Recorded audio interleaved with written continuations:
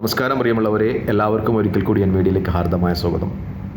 ഹിസ്ബുള്ളയുടെ പരമോന്നതനായ നേതാവ് ഹസൻ നസറുള്ള കൊല ചെയ്യപ്പെട്ടു എന്ന് തന്നെയാണ് അവസാന റിപ്പോർട്ടുകളും സൂചിപ്പിക്കുന്നത്. കാരണം ഇസ്രായേലിൻ്റെ IDFൻ്റെ എക്സ് പ്ലാറ്റ്ഫോമിൽ അവർ ചെയ്തിരിക്കുന്ന മെസ്സേജ് അനുസരിച്ച് ഹസൻ നസറുള്ള കൊല ചെയ്യപ്പെട്ടു എന്നാണ്. കാരണം വളരെ കണ്ണിങ് ആയിട്ടുള്ളൊരു അറ്റാക്കായിരുന്നു അവർ നടത്തിയത്. അവരുടെ പ്രസിഡൻറ്റ് ഇസ്രായേൽ പ്രസിഡന്റ് UN പൊതുസഭയെ അഭിസംബോധന ചെയ്യുന്ന അതേ സമയത്ത് തന്നെ ഹസൻ നസറുള്ളയും 4-ൽ പരം ഇറാനി സൈനിക മേധാവികളും ഹിസ്ബുള്ളയുടെ 12 കമാൻഡർമാരും ഒരു യോഗം ചേരുകയായിരുന്നു. ഇസ്രായേലിനെ ഇസ്രായേലിന് മേൽ തുടർ യുദ്ധം ചെയ്യുന്നതിനായുള്ള പദ്ധതികൾ രൂപീകരിക്കുന്നതിന് വേണ്ടി ആ യോഗസ്ഥലത്തേക്കാണ് ഇസ്രായേൽ വിമാനങ്ങൾ പാഞ്ഞെത്തുകയും ബങ്കറുകൾ തുരന്ന്, കാരണം അവർ കെട്ടിടത്തിന് അടിയിലുള്ള ബങ്കറുകളിലായിരുന്നു സുരക്ഷിതമായിരുന്നത്, ആ ബങ്കറുകൾ തുരന്ന് അറ്റാക്ക് ചെയ്യുന്ന തരത്തിലുള്ള ബോംബുകൾ വർഷിക്കുകയും ചെയ്തിട്ടുണ്ട്. 10 കണക്കിന് ബോംബുകൾ വർഷിച്ചു എന്നാണ് റിപ്പോർട്ട്. അതിൽ ഹസൻ നസറുള്ള, അദ്ദേഹത്തിൻ്റെ മകൾ സൈനബ് നസറുള്ള എന്നിവർ കൊല ചെയ്യപ്പെട്ടു എന്നാണ് വ്യക്തമാക്കുന്നത്. പക്ഷേ ഹസൻ നസറുള്ളയുടെ മരണം അവർ ഹിസ്ബുള്ള സ്ഥിരീകരിച്ചിട്ടില്ല.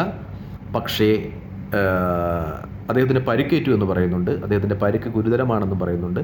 അതിനെ തുടർന്ന് ഇറാൻ ഒരു അടിയന്തര സുരക്ഷാ കൗൺസിൽ യോഗം ചേർന്നിട്ടുണ്ട്. സംഗതികൾ സൂചിപ്പിക്കുന്നത് ഇറാൻ ഡയറക്റ്റായിട്ട് തന്നെ യുദ്ധത്തിൽ ഇടപെടാൻ സാധ്യതയുണ്ടെന്നാണ്.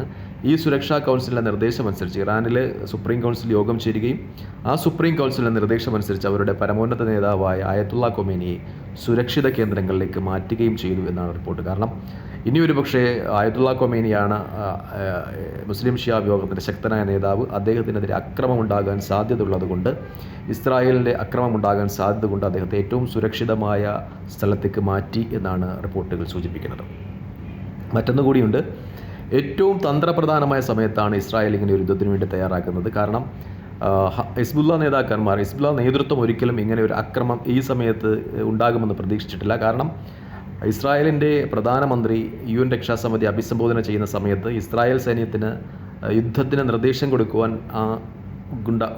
കൊടുക്കുന്ന ഒരു പതിവില്ല. അതുകൊണ്ട് തന്നെ ആ സമയത്ത് ഒരു യുദ്ധ നിർദ്ദേശം ഉണ്ടാകത്തില്ല എന്നും ഇസ്രായേൽ സൈനികരൊന്നും ആക്രമിക്കില്ല എന്ന ധാരണയിലായിരിക്കാം ഒരുപക്ഷെ ഈ ബങ്കറുകളിൽ ഹിസ്ബുള്ളയുടെ നേതാക്കന്മാർ യോഗം ചേരുന്നതിന് തീരുമാനിച്ചത്. പക്ഷേ അവരുടെ കണക്കൂട്ടലൊക്കെ തെറ്റിച്ചുകൊണ്ട് ഇസ്രായേൽ അവരുടെ മേൽ അക്രമം അഴിച്ചുവിടുകയായിരുന്നു. അങ്ങനെ ഹിസ്ബുള്ളയുടെ പരമോന്നത നേതാവ് ഹസൻ നസറുള്ളയും അദ്ദേഹത്തിൻ്റെ മകൾ സൈനബ് നസറുള്ളയും കൊല ചെയ്യപ്പെട്ടു.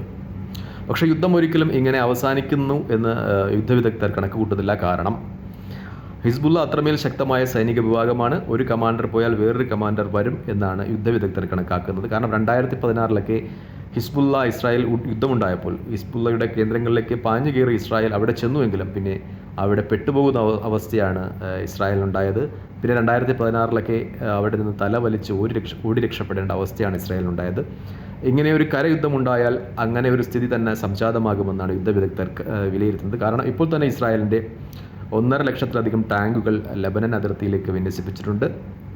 വ്യോമാക്രമണം അവസാനിപ്പിച്ചു കഴിഞ്ഞാൽ അവർ ലെബനനിലേക്ക് പാഞ്ഞു കയറും.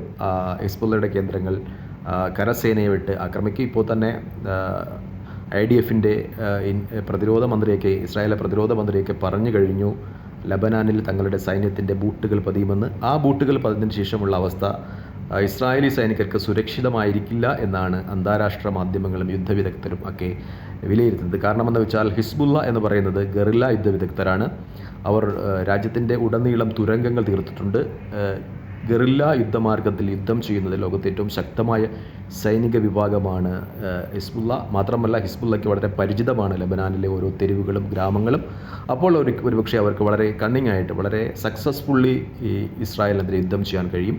ആ യുദ്ധത്തിൽ ഒരുപക്ഷെ ഇസ്രായേലിന് തങ്ങളുടെ ടെക്നിക്കൽ യുദ്ധമാണ് ഇപ്പോഴും ഇസ്രായേലും അമേരിക്കയും ഒക്കെ ചെയ്യുന്നത്. അവരുടെ സാങ്കേതികത ഉപയോഗിച്ച് ശത്രുവിനെ തകർക്കുക, വിമാനമാർഗം ബോംബിടുക, അതിനുശേഷം അവരുടെ ശത്രുവിൻ്റെ സോഴ്സുകളൊക്കെ, അവരുടെ ആയുധങ്ങളൊക്കെ നശിപ്പിച്ചതിന് ശേഷം അവിടെ പതുക്കെ കരമാർഗം കടന്നു കയറുക എന്നതാണ് ഇസ്രായേലും ഒക്കെ ചെയ്യുന്ന ഒരു യുദ്ധമാർഗം. പക്ഷേ ഡയറക്റ്റായിട്ടുള്ള യുദ്ധത്തിൽ മിക്കപ്പോഴും അത് അങ്ങനെ ആ സാങ്കേതികത വിജയിക്കണം എന്നില്ല. കാരണം ലബനാനിലേക്ക് പാഞ്ഞു കയറിയാൽ ഒരുപക്ഷെ അവിടെ കടുത്ത ബങ്കറുകളിലും തുരങ്കങ്ങളിലുമൊക്കെ ലബനാനിലെ ഓരോ ഗ്രാമങ്ങളും നഗരങ്ങളും വ്യക്തമായി അറിയാവുന്ന ഹിസ്ബുള്ള പോരാളികൾ, ഗെറില്ല പോരാളികൾ ഉണ്ടാകും എന്നാണ് യുദ്ധവിദഗ്ധർ വിലയിരുത്തുന്നത്. യുദ്ധം മറ്റൊരു തലത്തിലേക്ക് തന്നെ നീങ്ങുകയാണ്.